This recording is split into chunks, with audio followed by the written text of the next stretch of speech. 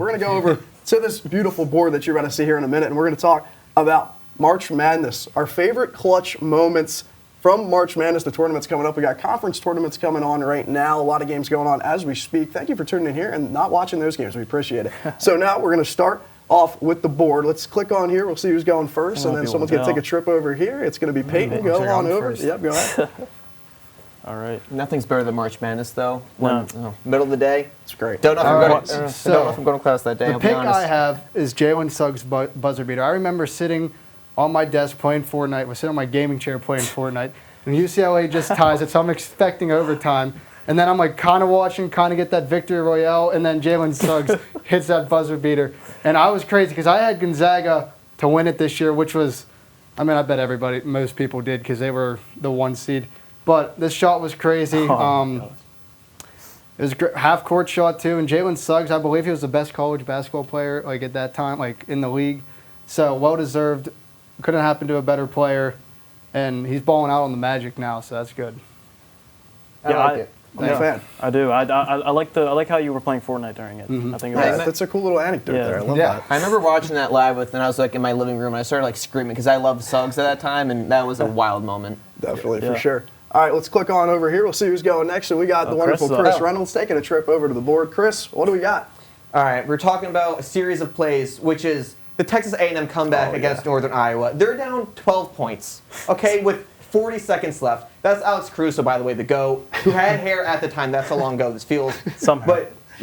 But just, I don't know how they came back in this game. It was one of the greatest choke jobs by Northern Iowa, but also Texas A&M just went off. I don't know.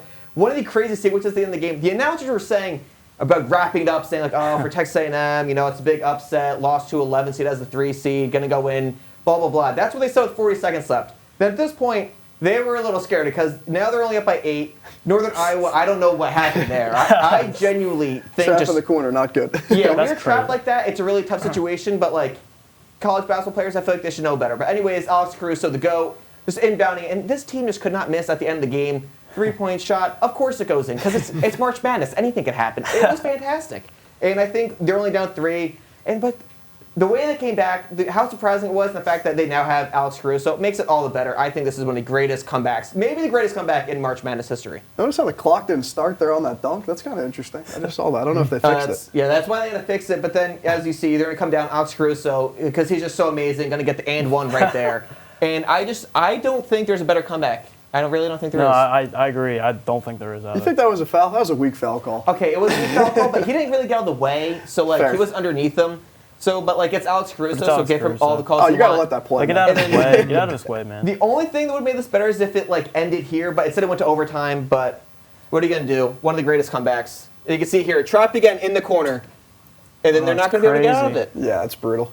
Just throws it to the other team, layup, ties the game, goes to overtime. Did Northern Iowa shoot a free throw during this stretch either? They didn't get fouled. Like, that's crazy how they didn't get the ball in once and get fouled. They had the one dunk, but that's still pretty wild. Man. Yeah, I mean, pretty eventful comeback, so. An all-time choke job right there. Yeah, I'd say so. I mean, Northern Iowa. If he made that. If he made that. Northern Iowa, they have their fair share of cool March Madness buzzer beaters. They have the one against Texas, I believe. Them in Texas, always getting into some interesting games in March Madness.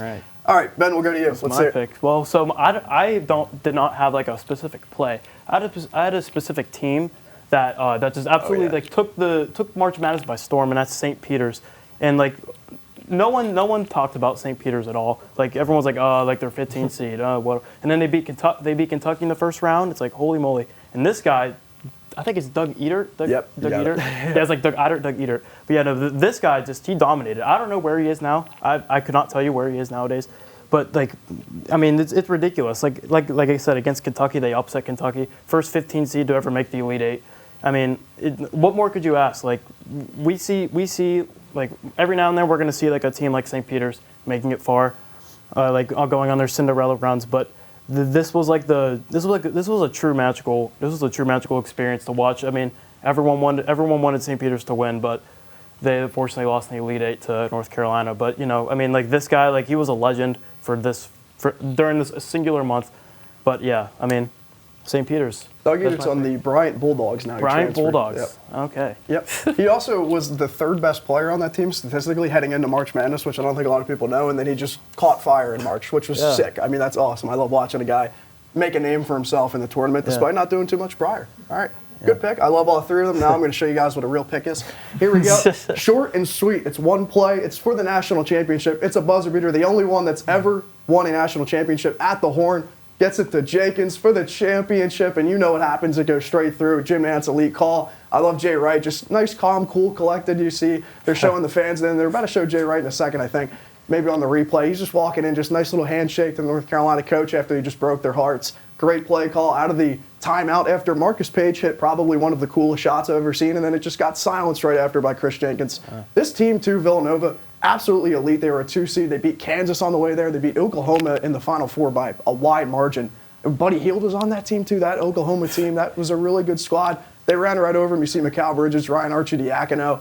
He was now on the Knicks, that team that's now part of the New York Knicks. Josh Hart's in there. Phil Booth, shout out to him. He was a hooper as well. I mean, this entire team was just studs. Jalen Brunson's on the bench in this clip, so that tells you all you need to know. Wow. This is one of my favorite plays of all time for obvious reasons. I was also kind of a Villanova fan at the time. You know, I'm from the PA area. You got to root for the team from in-state in the national championship. So that's how we're going with Chris Jenkins. Great shot. The only buzzer beater to win a national championship. You got to go with it. I mean, you got to go with it. Concise play. Yeah. It's my favorite play in NCAA history. You mentioned it. I think the shot before it, though, makes it even crazier because Right, that was yeah. a double clutch in midair to tie the game to Off of Daniel Sheffer, who just slipped, and then he called for the, I don't know if you've ever seen that, he slips on the pick and roll on the left wing, and then he's like, yo, we got to get someone to wipe it up, and then there's this poor dude right before this final play just wiping up that spot that Sheffer slipped. It's hilarious. Yeah, it gives me chills just thinking about Jim Nantz for the championship. Yeah, it's and a he great goes call. in and all the crowd. I was going to pick it, but I knew somebody else was, so I just decided to stick with Jalen Suggs. But that was an amazing shot. Yeah, and Bill Rafferty is talking about, well, they better count because the confetti. He's very right. I mean, look at the confetti falling. If this had to get, I mean, what are they doing? Are they sweeping the confetti off of the court if this didn't count? There's no way. I just rescheduled the game. Yeah, right? They literally had no chance.